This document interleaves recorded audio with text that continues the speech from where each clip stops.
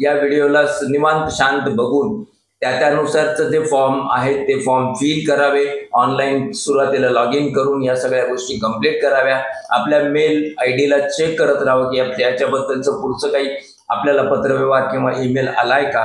नमस्कार मित्रांनो, आजच्या व्हिडिओमध्ये आपण लोकपालकडे तक्रार कशी करायची, लोकपाल ऑफ इंडिया याविषयी छोटंसं बोलूया.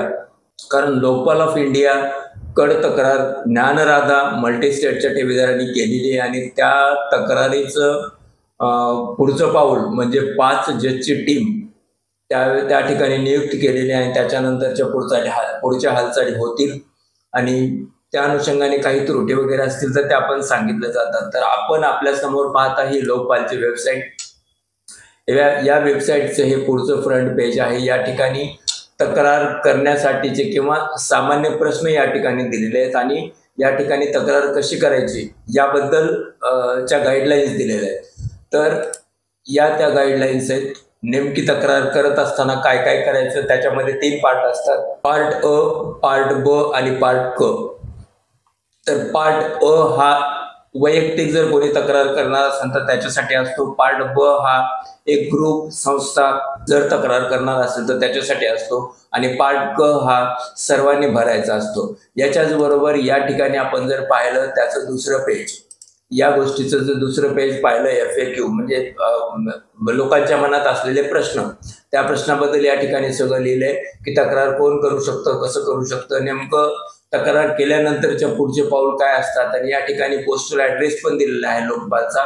म्हणजे आपण ऑनलाईन जर तक्रार करत असाल तर तसे ठीक आहे, किंवा आपली तक्रार लिहून ती सगळी तक्रार आपण पोस्टाने पण पाठवू शकता. त्याच्यानंतर त्या गोष्टीची स्क्रुटिनी होणं आणि त्याच्यानंतर पुढची सगळी प्रक्रिया याबद्दल या FAQ मध्ये लिहिलेलं आहे. व्हिडिओच्या डिस्क्रिप्शनमध्ये मी लोकपालची लिंक पण देतोय, लोकपाल ऑफ इंडियाची. त्या लिंकवर फक्त क्लिक करायचंय आणि त्याच्यानंतरच्या ज्या पुढच्या प्रक्रिया आपण व्हिडिओमध्ये बोलतोय त्या सगळ्या करायच्या.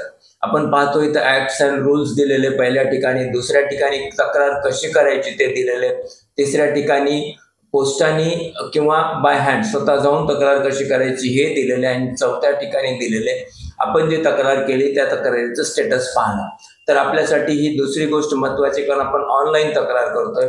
या ठिकाणी जर आपण क्लिक केलं तर पुढच्या विंडोमध्ये आपण जातोय आणि आपण पाहतोय या ठिकाणी रजिस्टर्ड म्हणता येते, कारण की आपण पहिल्यांदा तक्रार करतोय म्हणून रजिस्टर करायचं. आणि जर आपला ऑलरेडी ईमेल ID आणि पासवर्ड बनलेला असेल तर मात्र आपल्याला रजिस्टर करायची गरज नाही. तर समजा मी पहिल्यांदा तक्रार करतोय तर मला प्लीज रजिस्टर हिअर या गोष्टीवर क्लिक करावं लागेल. या गोष्टीवर क्लिक केल्यानंतर एक पुढचं पान आपल्या समोर येतंय. त्याच्यामध्ये आपण मिस्टर, मिसेस, इंजिनियर, डॉक्टर, कुमारी, प्रोफेसर जे काय असाल त्या ठिकाणी एक ठिकाणी सिलेक्ट करायचंय. त्याच्यानंतर आपलं आडनाव या ठिकाणी लिहायचंय, आपलं पहिलं नाव या ठिकाणी लिहायचंय, आपलं मधलं नाव या ठिकाणी लिहायचंय आणि आपला मोबाईल नंबर या ठिकाणी नोंद करायचा आहे. हे नोंद केल्यानंतर या ठिकाणी आपला ईमेल ॲड्रेस लिहायचा आहे आणि हा ईमेल ॲड्रेस लिहिल्यानंतर आपल्या मेलवर OTP येतो. आलेला OTP या ठिकाणी एक रकाना येईल, त्या रकान्यामध्ये तो OTP टाकायचा आहे. व्हेरीफाय होतो. व्हेरीफाय झाल्यानंतर आपला पासवर्ड जो आपल्याला योग्य वाटतो किंवा त्या ठिकाणी छोटीशी हिंट दिलेली असते तो पासवर्ड इथे टाईप करायचा, तोच पासवर्ड कन्फर्म करायचा आणि त्याच्यानंतर हा कॅप्टा करून सबमिट बटन करायचं. सबमिट बटन लिहिल्यानंतर आपण आपलं पूर्ण रजिस्ट्रेशन कंप्लीट झाले आणि हे रजिस्ट्रेशन पूर्ण झाल्यानंतर परत आपल्याला या पेजवर यायचं. या पेजवर येऊन आपला जो ईमेल ID आहे तो लिहायचा आहे, आपला पासवर्ड जो आपण निवडलाय तो लिहायचा आणि या ठिकाणी लॉग इन करायचं. लॉग इन केल्यानंतर मात्र पुढचं पेज आपल्या समोर येईल आणि त्या पुढच्या पेजमध्ये काय काय लिहायचंय, काय काय भरायचंय हे या ठिकाणी दाखवलेलं आहे. लॉज अ कंप्लेंट या ठिकाणी जर आपण क्लिक केलं तर आपल्याला एक पुढची विंडो येते आणि त्या पुढच्या विंडोमध्ये आपण गेलो तर त्यावेळेस आपल्याला त्या ठिकाणची माहिती भरायची आहे. या ठिकाणी पुढची विंडो येते, त्याच्यामध्ये पार्ट अ येतोय, पार्ट ब येतोय आणि पार्ट क येतोय, पार्ट A, पार्ट B आणि पार्ट C. तर हे पार्ट A आहे. या ठिकाणी आपल्याला सगळं डिटेल लिहायचंय. आपलं हे डिटेल काय लिहायचं याच्याबद्दल संदीप माने यांनी जी तक्रार केली आहे त्या तक्रारीची PDF व्हिडिओच्या डिस्क्रिप्शनमध्ये मी जोडतोय. संदीप मानेच्या परवानगीने करतोय हे, जेणेकरून की तिथल्या सगळ्या गोष्टी तुम्ही घ्या आणि या ठिकाणी पेस्ट करत चला. पुढं पेस्ट करत गेलं तर त्या दृष्टीने तुम्हाला फायदा होईल। नेमकं काय काय इथं नोंद करायची या गोष्टीबद्दल या ठिकाणी पूर्ण सविस्तर दिले की पार्ट ए नेमका कसा भरायचा आहे, पार्ट ए मध्ये सिरियल नंबर 1 ला काय लिहायचं आहे, सिरियल नंबर हे इंडिव्हिज्युअल साठी आहे, म्हणजे वैयक्तिक तक्रार जे कोणी करणार त्यांच्यासाठी या सगळ्या गोष्टी सिरियल नंबर 3, सिरियल नंबर 4, 5, 6, 7, 12, 13, 14 या सगळ्या गोष्टी। त्याच्यानंतर पार्ट ब हा आपल्यासाठी नाहीये। पार्ट ब ला दिस part is to be filled only if the complaint is being filled on behalf of body or both। आपण बॉडी नाही, आपण वैयक्तिक तक्रार करतोय, त्याच्यामुळे या गोष्टी आपल्याला फिल करायची गरज नाही। आणि त्याच्यानंतरची तिसरी गोष्ट आहे ती पार्ट क side by side instructions to show the complainant while filling part C. तर याच्यामध्ये नेमकं इथं काय काय लिहायचंय, नेमक्या कोणत्या कोणत्या गोष्टी लिहायच्या आहेत या सगळ्या गोष्टी या ठिकाणी सविस्तर तुम्हाला समजून सांगितलेल्या आहेत। हे जरी समजण्यासाठी थोडंसं अवघड जात असेल, नेमकं फॉर्मॅट काय करायचं, नेमकं पुढं कसं चालायचं या सगळ्या गोष्टीसाठी संदीप माने आणि मनीषा माने यांनी जी लोकपालकडे तक्रार केली आहे त्या तक्रारीची फाईल सेम टू सेम जी त्यांनी मला सेंड केली ती फाईल मी व्हिडिओच्या डिस्क्रिप्शन मध्ये जोडत आहे आणि ती म्हणजे लिंक म्हणून, आणि ती फाईल आपण घ्या आणि त्याच्यातले फक्त कॉपी पेस्ट करून ज्याच्या ठिकाणी लिहायचंय त्या ठिकाणी लिहायचं आणि त्याच्यानंतर आपल्याला ॲफिडेव्हिट द्यावं लागतं। या सगळ्या गोष्टी झाल्यानंतर आपली तक्रार फायनलाइज होते आणि त्याच्यानंतरच्या पुढच्या स्टेप्स आपल्या चालतील। जर आपल्या तक्रारीमध्ये काही त्रुटी असतील तर त्यानुसार आपल्या मेलवर आपल्याला त्याबद्दल विचारणा केली जाईल, त्या त्रुटी भरायच्यात। 5 जजची टीम आहे। होऊ शकतं की ऑलरेडी तक्रार दाखल झालेल्या असल्यामुळं आता जे ठेवीदार तक्रार करतील त्या ठेवीदारांच्या तक्रारी या त्याच तक्रारीमध्ये जोडल्या जाऊ शकतात।